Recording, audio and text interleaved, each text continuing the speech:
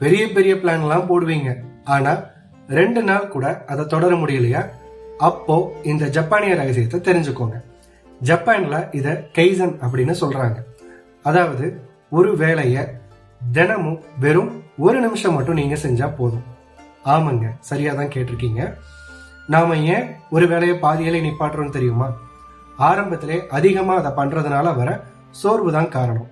ஆனா வெறும் 60 செகண்ட் அந்த வேலையை பண்றப்ப உங்க மூளைக்கு அது ரொம்ப ஈஸியா தெரியும்.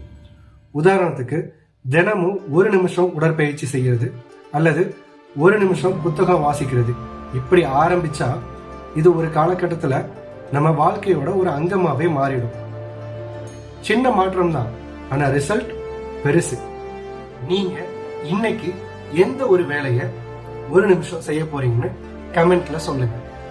இந்த மாதிரி அன்ஃபில்டர்டு மைண்ட் செட்டுக்கு பாலா அன்ஃபில்டரை சப்ஸ்கிரைப் பண்ணுங்க.